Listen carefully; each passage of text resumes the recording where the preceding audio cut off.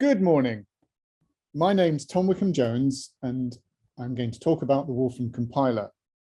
Just to set the background, I've worked for Wolfram Research for over 30 years, and I've worked on the compiler for the past 6 years. So let's get started. So in this talk, I want to cover the operations and benefits, goals of the compiler. I want to talk about how it embeds in the Wolfram system itself, interacting with the evaluator and such like. I want to talk about the data structures library, the type system, and show some of our latest advantages. So just in terms of related talks, I'm giving another talk tomorrow on some more advanced programming issues to do with the compiler. So let's get going. So the compiler, it's a compiler for the Wolfram language. It's a long-term project that we've been working on and will continue to work on. It's built entirely in the Wolfram language. Its goals are to leverage the latest in compiler knowledge and technology. So the first version of it was released in Mathematica 12, 2019. There have been updates every version since, and there's going to be an update in the upcoming version that we're about to release. So the operations of the compiler, the goal is to convert Wolfram language code into native machine code. It uses a thing called llvm as the back end, and it has an in-memory JIT compilation system. I'll try and talk a little bit about what that sort of means. It can generate dynamic libraries. It has a type inferencing system, so it has static typing, and they have a small amount of type annotations, and then it infers the rest of the types. It forms an alternative execution model for Wolfram language code. It integrates very seamlessly with the Wolfram language interpreter, and it's capable of making standalone applications. So in terms of its benefits, the main benefit that people are interested in are for faster execution. But there's other things that it can give. It can give a guarantee of correctness. It can fit with other code generation systems like other languages such as C or C++. It can help to leverage technology, which is otherwise hard to make use of. And so in summary, it combines a high-level language specification, the Wolfram language, with low-level execution technology, executing directly on the hardware of your machine. So one thing to remember that it is not, is it's not some magic piece of technology that you wave a wand and it just makes your code run faster, or at least it's not that yet. So look at some more details of the goals of the system. So one thing we want to do is to support a lot of Wolfram code. So to do that, we have to increase the range of functions that we support. And to do that, we have to add new types. We want to make fast code. So we spend a lot of time looking at the performance and pipelining of the implementation. We add all sorts of optimizations using standard compiler optimizations, but we also add special optimizations unique to the Wolfram language. And we're also interested in interfacing with HPC features. I'll talk about some of those sorts of issues tomorrow. There's a lot of opportunities for new directions, new types of things. So the data structure library is an example of this. But there's other ones. So there's an automatic differentiation system. There's possibilities for multi-core parallelism, for generating, interfacing with external code, making standalone applications, and integrating with technologies such as CUDA. It's also a new implementation layer for the Wolfram language, so it can enhance the system. One of the goals, important goals that we have, is that the compiler itself is written in the Wolfram language, and the speed of compilation is not incredibly fast. And the solution that we're working on for that is to compile the compiler. We also want to support and drive compiler. It's a good system for learning about compilers, doing research and development, and making new techniques, because it's got access to the rest of the Wolfram system. So, a basic demo. So you write a function, just initializing some, setting up some initialization, and we have a function with the arguments have type annotations, 64-bit integers, and we're adding the integers together. And so we give 2 integers and we get an output. Of course, if you give something that can't be made into an integer, then we get an error. So that's pretty similar. I mean, we could run this function without that and we'd get the same output. We can also compile, we can also give function compile several functions. So here we've given it an association of functions, and then we can invoke these like so, and we get the answer.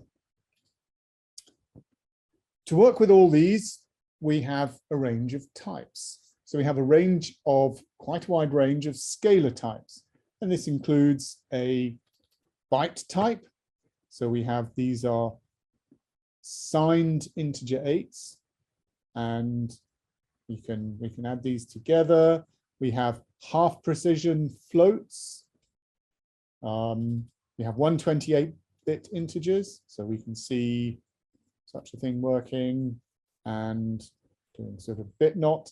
And the benefit of having all these types, so even though when you use the Wolfram language, you don't think that you're really interested in, you know, bytes or half precision floats.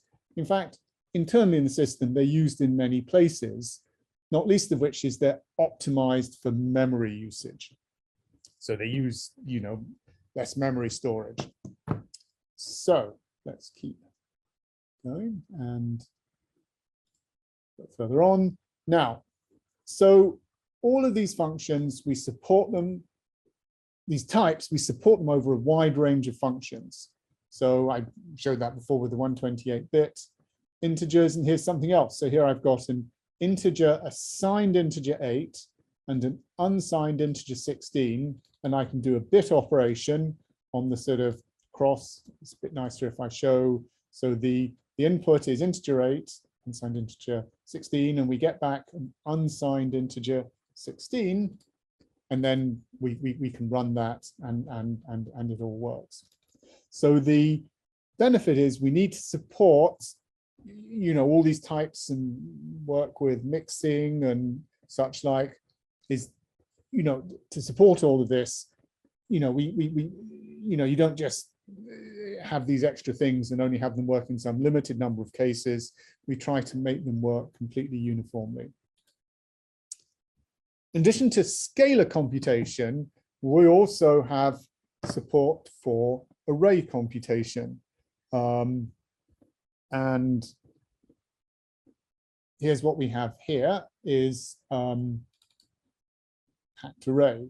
So this is the traditional way of, you know, helping the system to work. So we can run this calculation. So we say it's a packed array of machine integers, and it's rank 1. So that means this is a vector. And if it was a 2, it would be a matrix and such like. And then we can run a computation. So we're doing a fold operation over the thing, and we get back the answer that we see there. And we also have a thing called numeric array. And this is a bit like a packed array, except you have to give a special head in order to refer to it. But the numeric array has the benefit that it can contain a much wider range of scalar types than are supported in packed array. So that's why people like it. So for example, in the image processing functions, they typically use numeric array to hold data as bytes. We've also added new in version 13 support for sparse arrays, and I'll talk about that a little bit tomorrow. So all of these arrays, these are core way that data is used in the Wolfram language. We also support all sorts of functional programming constructs. So here I've got a function and it has a nested function, and this nested function refers to itself, and I'm able to compile this and execute. So computing a factorial. So one of the things to note here is that the only type annotation is on the outside, and all the other type information can be figured out by the inferencing system. Just to point out, I can have this function definition. So this is the compiled version, and this is the uncompiled version, and I get the same result. So that's showing quite a nice workflow, is to start out with a function definition and then move to get that to work with in an uncompiled way, and then to compile it. And this works for all sorts of different styles of programming.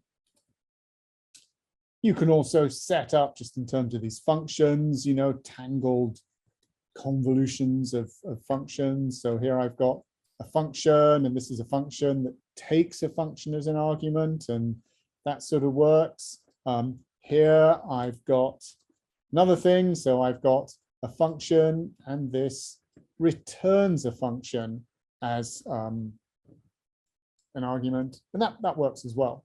So it's important. You know, it seems a bit abstract, these things, but actually making up these nested functions and passing them around is actually a very powerful way of working, and we have quite a good support for this. So just some other features that come out of the compiler. So we have some nice ways to work with compilation errors. So let's look at some of these. So for example, we have a function, and it has a local variable x, and it's returning it here, but actually we're giving it a value here, but not on all branches. And the compiler can detect this and gives us an error, a compilation error, because this is kind of an uninitialized variable. So this sort of thing can be a, you know, quite significant source of errors and problems. Here's another sort of error that you can have, is that you try to compile this and it says, oh, I don't have a version of the sign function that takes a Boolean, and you get a message. And you know, having a compilation, a sort of, you know, way of finding these errors by static analysis before you actually execute the code is very useful. We're doing quite a lot of other work with static analysis tools to find errors and things when you write the code rather than when you run it. And there's all sorts of reasons why that's better, not least of which in Mathematica is that once you get a runtime error, you can start to get some cascading sort of, you know, great, you know, growing, you know, sort of bundle of error messages. And it's hard to find where the error really came from. But even more fundamentally, the best time to find errors in your code is when you write it.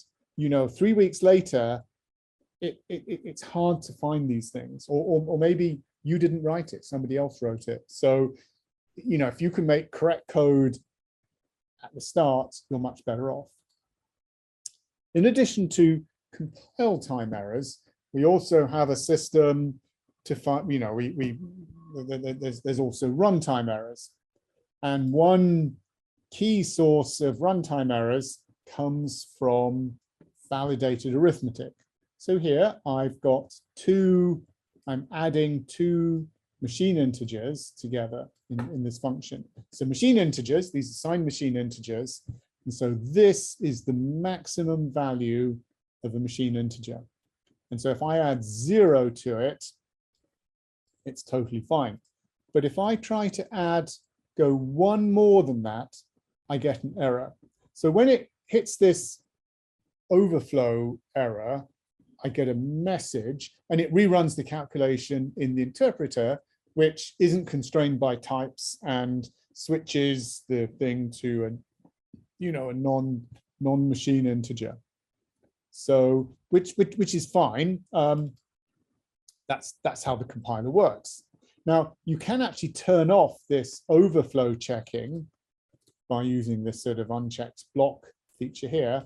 And so this does the addition. So we get the same answer when there's no overflow, but when there is an overflow, because we're using 2's complement, two's complement, you get a wraparound and you get the result that you see there. Now that's very much what you would get if you were writing a, in some sort of C++ program, you might get a result like this. So by default, you don't get that, but you can go for the sort of native code that you see there.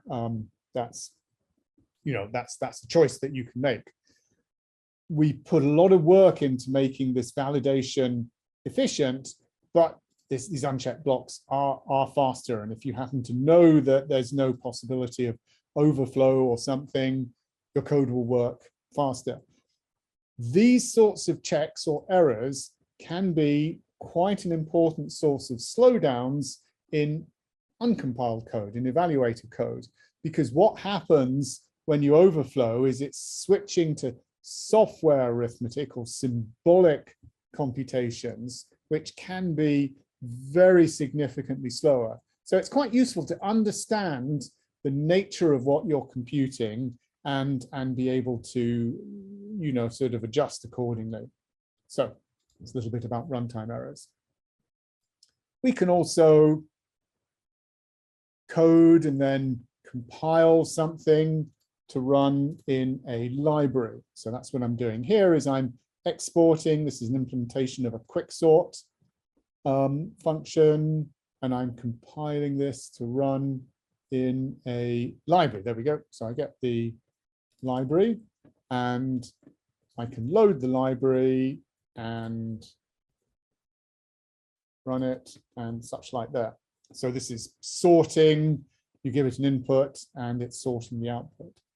So saving things in the library, that's a nice way of saving on compilation time to reuse things. Though we do have some other ways of saving compilation time that I'll be talking about. So just look a little bit at the pipeline. So to convert Wolfram language code into fast native machine code.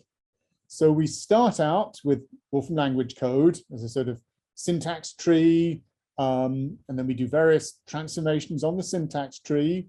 We generate what we call an intermediate code, which this is now getting into technical details of the compiler, that's written in a certain form that's very suitable for compiler operations. We then do type inferencing, and then we do various transformations on the type annotated and intermediate representation for things like memory management, exception handling, supporting closures, optimization, and such like. We also have we integrate this into the Wolfram evaluator, and then we use llvm to generate llvm code, and then finally the executable output. So that's the pipeline for the compiler. So it uses llvm, which is a very well supported standard compiler infrastructure, which has its own intermediate language. So I'm generating the llvm representation of the function, which you can see here. I mean, this function just returns its input. It's not super interesting. The llvm is typed, and we can generate various other forms of output. So here I can generate assembler for the platform on which I'm running, or I can generate assembler for a 32-bit Windows platform. This takes a little bit longer to run because it has to sort of bootstrap the Windows type system and such like. So that's set up to run on, has a different format for the Windows toolchain, and then we can even generate sort of much more exotic code. So this is a thing called WebAssembly, which runs natively in the browser. Again, this is really hard to run because typically you don't have a computer that uses WebAssembly as its native execution model. So that makes it a bit harder to run, but this is viable WebAssembly. Sometime we have a plan to integrate this with the with our cloud, so that then you could write compiled things and have them execute natively in the browser. But we haven't done that yet. Right, now I want to talk a little bit about how to embed with the Wolfram system, how the compiler fits with the Wolfram language. And there's various aspects to this. So here's a key thing that we did a lot of work on, and I think this works really quite nicely, is we have here in this sort of box here, this is the interpreter, the Wolfram language evaluator. And in that, there's basically one uniform data type, the expression. And we execute code either in like interpreted code, and then there's a whole range of internal code. Now, when we call compiled code, make a function call into compiled code, and we go into compiled code, and there we have many types that are created by the compiler, and that includes the expression. We execute the functions by executing directly on the machine hardware, so not in an interpreter, directly on the hardware, and which is, executes many instructions every second, sort of gigahertz, processor speed. And the code for that is generated directly by llvm. Then when it's finished computing, the result gets returned to the evaluator.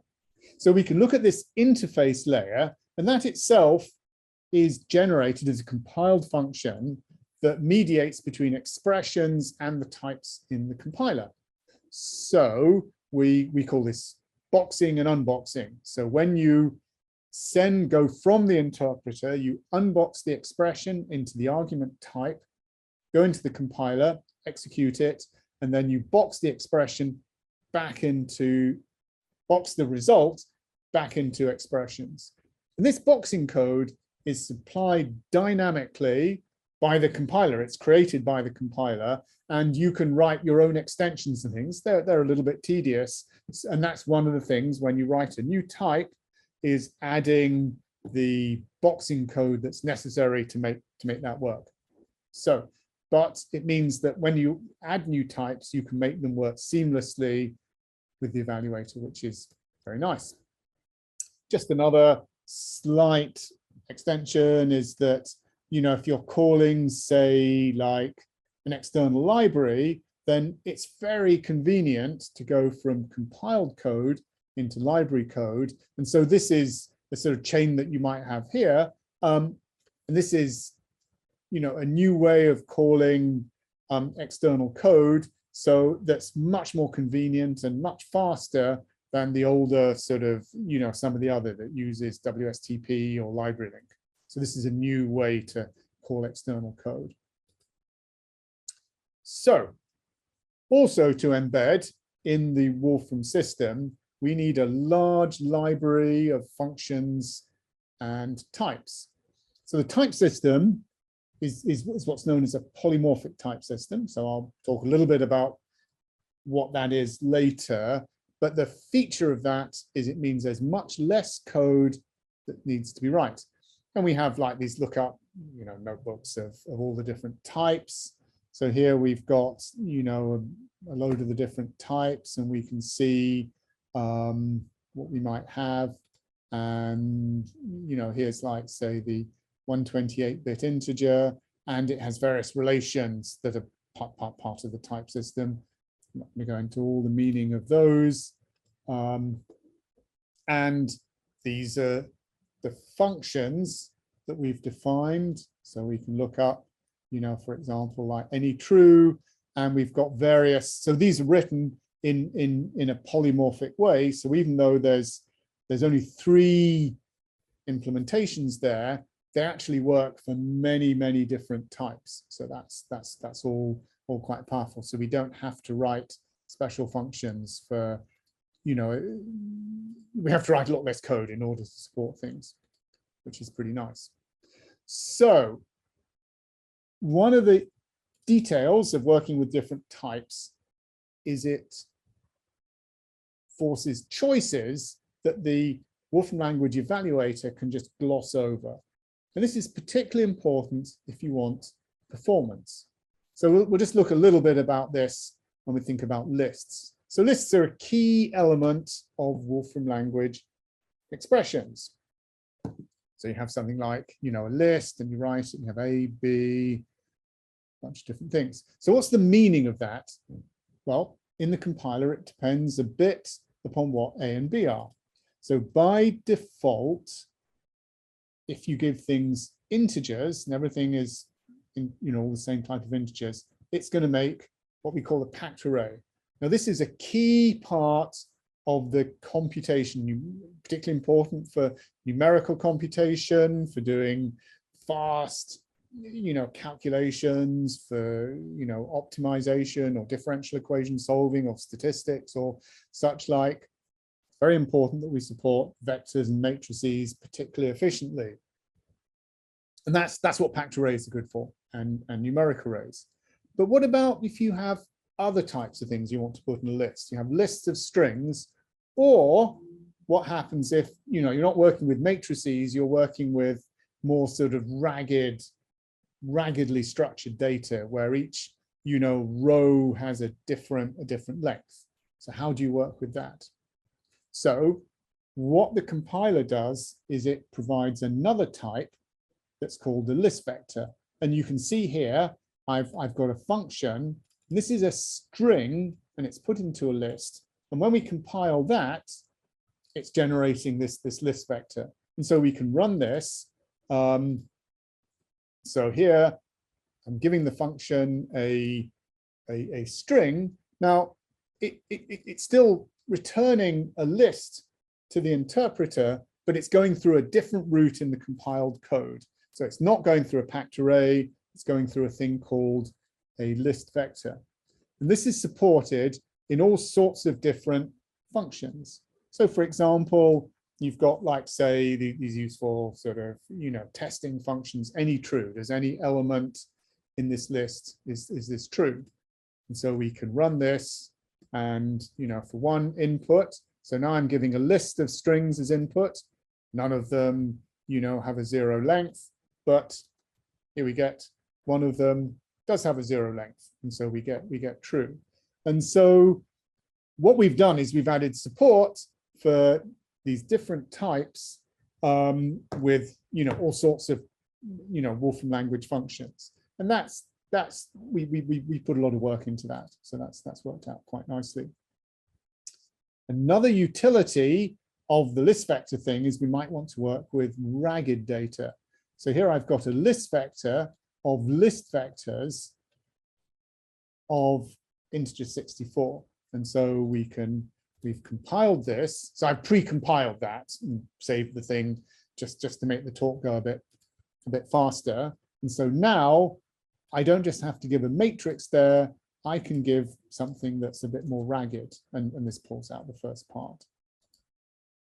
So just to go back over these different types. So in the interpreter, you just think about lists, but in compiled code, you have to think a little bit more about what sort of list. So it could be a list vector that could contain anything and doesn't need to be rectangular, and it has some slight closeness to the Wolfram notion of list.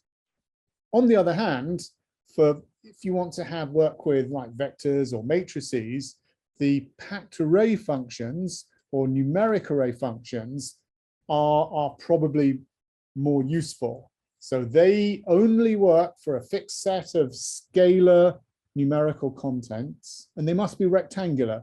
But the benefit is they work very closely with optimized numerical computation. So that's a trade-off that you're being forced into. Right. Another feature of integration between the evaluated code and the compiler is this thing called kernel function. And this is useful if you want to support something in the compiler that support hasn't been built in for. And this uses a callback to the evaluator. Now, you do have to think about input and output types, but often that's totally feasible or not. Here's a slightly bizarre example, just to give you some idea. So here I'm calling the function cellPrint on an integer. So I can, it looks a bit weird, it comes out down there. You know, that's the idea of cellPrint. So it's not a function that's supported, but I can add it to the compiler if necessary. Now, maybe that's a slightly contrived example. Here's one that's a bit more contrived. And so this is, I'm calling factor integer with 128-bit inputs. And I'm going to say the output is a list vector of list vectors. Now I'm using list vector here because packed arrays and numeric arrays don't support don't support integer 128. So I can call this function and get the result, or here's something a little bit bigger and such like. So I can add, quite interesting, I think if I do this, I get something that's right. You see there, I'm getting that's, I can call this. So this is a way of extending the system with sort of to add more functions to it. So a way of filling in missing parts. Right. Another nice integration feature of the compiler. This is quite a new one that we added right at the end of the last release, but we've been polishing it and making it work better, is how to embed compiled functions themselves in files or notebooks. So let's have a little look at this. So I'm doing a compilation, function compile. Let's look at the input form, what's in the compiled code function. Well, there's a bunch of type information, there's the input program. But here's an interesting thing, is it's actually contained a whole section of the compiled of low-level LLVM code that can create and restore the function without rerunning the compiler. And so if I go through a cycle of like printing into a string and then restoring from a string, which I can do with toExpression, I get back a functioning compiled code function. And but it's only set up for this one platform. But that's quite useful, and I've been using that quite a lot. Saving these functions, I can just do something like this, and it's saving it. And there's all sorts of clever caches and things to make this work. It's quite quick to generate the machine code, so this is quite optimal. Now I can also do this with compiling out to a whole range of different platforms. So here I'm generating not just the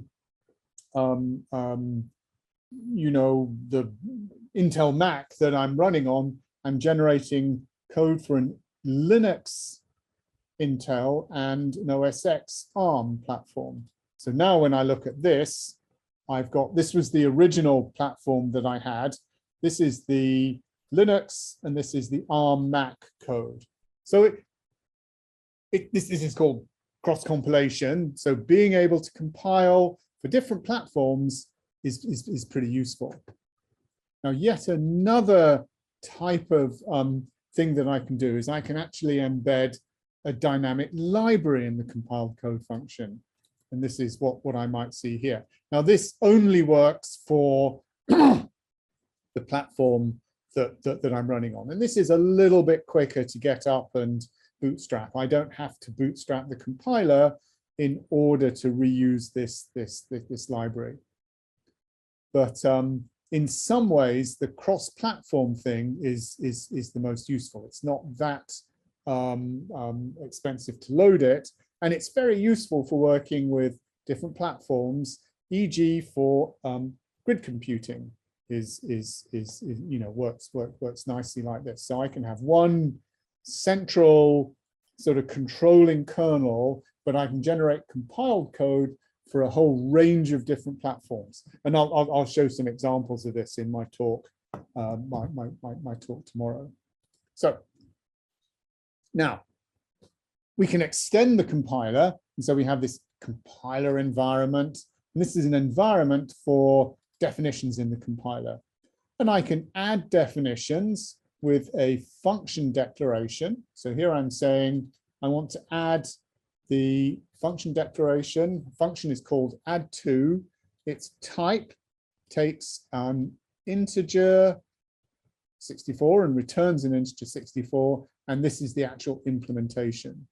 So now, if I refer to add2 in a compilation, it's going to use this definition. And the function executes and everything. And so this is quite a nice thing. So there's a whole range of functions that work with this. I can make different sets of environments, and I can set the environment to use in so things like function compile, take a compiler environment option, so I can work with different options, different environments. But it's still quite useful just to work with the standard one as well.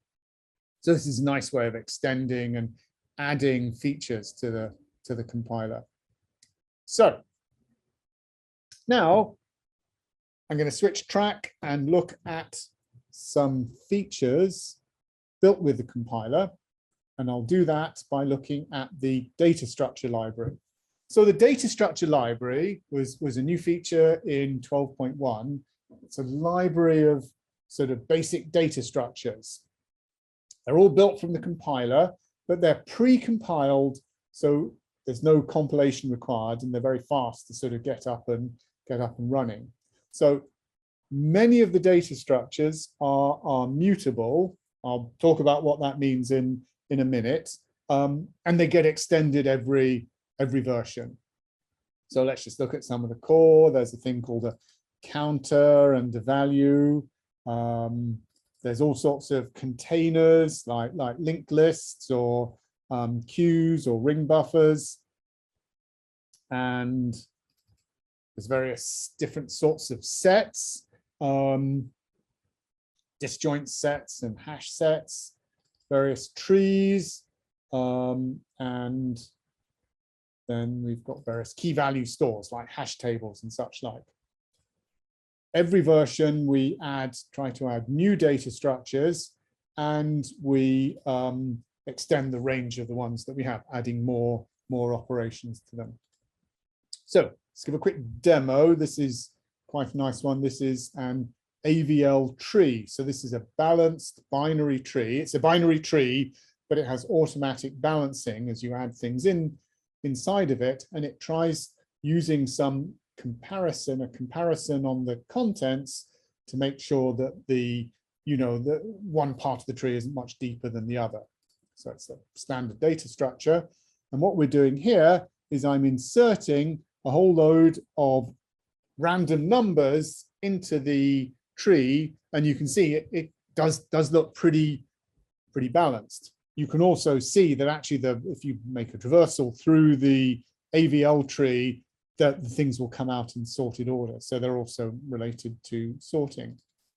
So we can then write functions to work with these trees. So this is quite nice. So I've defined a function here, and this is going to take that tree up there. So I've created a new, this works on a binary tree. So I've taken the output of the AVL tree and made a binary tree, and then I'm going to compute the maximum depth, which I think you'll see is correct. So it's quite convenient for making, writing computation functions to work with these data structures, and then these themselves can be compiled. I'll show a little bit about that later. So data structures embed nicely and correctly in the Wolfram language, and so they have like a normal. So this is kind of like some tree structure for the AVL tree, and they have a full form, so the usual verbosity. So these seem like tedious, but this is actually, how things are stored in notebooks, how things are stored in files, how, it's quite fundamental to the system to have these, to have this sort of thing. Now, let's come here and take a look at this. I'm going to look at the interaction between uncompiled and compiled code with data structures. So here, I've written a function that reverses a data structure. So I've got the data structure there, and then I've run it, and now the contents are reversed. So there isn't actually a reverse operation on dynamic array, but there could be. If there was, this would be how it was written, and then it would be compiled. And so I'm taking that definition, I'm going to compile it and run it. And it takes a little bit of time to run the compiler. Sometimes, like I said, you can store these things. Right, so this is finished compiling, and so it started out in one direction, it got reversed, and then it got reversed again. These are all running in place because this is a mutable data structure. So the benefit of this compiled code, I'm just going to run this, is that you pay a price to compile it, but once it's compiled, it runs quite fast. So this is the uncompiled version, runs in 6 seconds, but the compiled version runs, like 100 times faster. So that's all pretty nice. You could even take that reverse, you could add that to the compiler environment, and then you'd have extended the system, be all quite convenient. So this is just showing a nice workflow, which is to develop uncompiled code and then compile it. So all sorts of utilities in the data structures. They have a lot of operations and things. We extend them every version. It's quite easy to add things that are not actually built in, and when they get compiled, they're pretty fast. Okay, now I want to talk about immutable data structures. So the original set of data structures, one of the goals was to provide standard linked lists, hash tables, which are, historically are what known as mutable. And so here I've got another one. This is a data structure that can be efficiently prepended and appended. So the changes that we've done all happen, they mutate the original thing. So that's how it works. But this is not quite how expressions work. So with expressions, I start out with an expression, but if I do append, it doesn't mutate the original expression. It makes a copy of the thing. So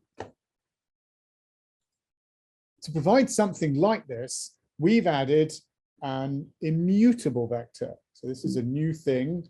So I can create an immutable vector, and then I do an append. Now, when I do any mutating function, I have to return the new mutated result.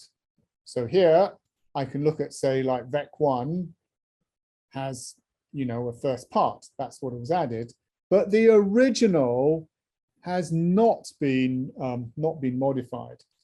Despite the fact that it's immutable, it actually uses a particularly fast, sort of implementation. So it's immutable, but it's fast.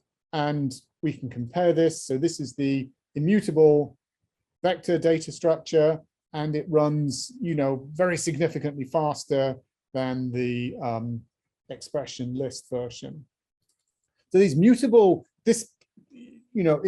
association is also a immutable data structure.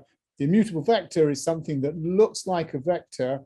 It has sequential parts with numbers and things, and it's a bit different from the you don't have to manage the parts, you just do append type operations and such like.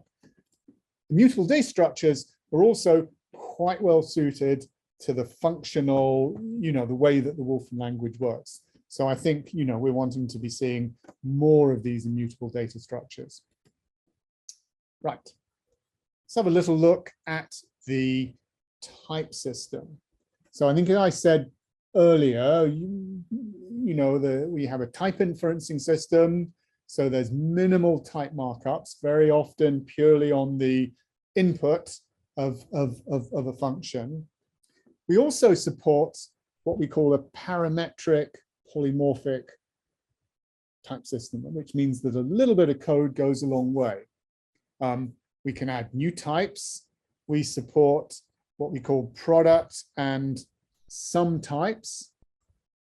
We have functional overloading that helps choose between different choices. And so that's, some of the rough features of the type system. So I'm just going to have a little look at polymorphic coding in the type system. So the idea here is that a little bit of code goes a long way. And we'll look at a little bit about how that works.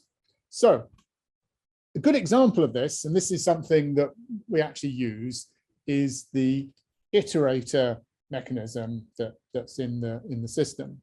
And so this is the very lowest level of iterators. And so all the data structures support iterators. And from that, many useful things sort of come out of it. So I have an input, dynamic array. I get an iterator for the beginning, an iterator for the end, and then I can loop over getting the data from the iterator and incrementing, and I go until I reach the end. So I can enter this, and I'm printing the input, and so when I run this, it prints out the contents.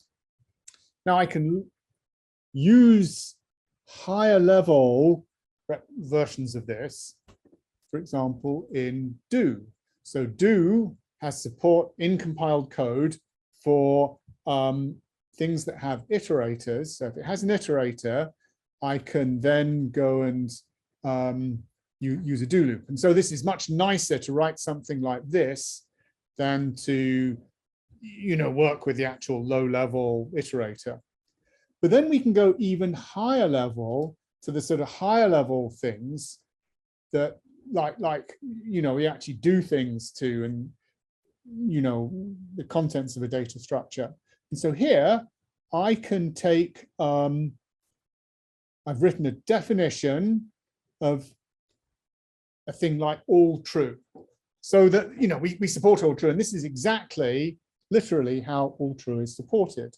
And so the type that I've said is that the argument, the first argument, just has to be a container of something, and the second argument has to be a function that takes the contents and returns a Boolean, and then the output of the whole function itself is a Boolean. Here's the body, so we're going to do loop over the contents of the data structure, and if anything returns false, we return false, otherwise we return true. And then I can invoke this in compiled code, and here we go. So this one here, I'm testing to see if the length of the strings takes the string, so is the string length greater than 0? If that's all true, we return true. So yep, that's true. And whoops, let's give an input where it's not true, and no, it's not. And so this is like super efficient, both in terms of coding. I don't have to write versions of this function for every data structure, for list vector, for everything that looks like a container. I don't have to do that. It's very convenient. You see here, I've got another one. This is a list vector of integers, and it's got a different selection feature, and it's testing where everything is divisible by 2.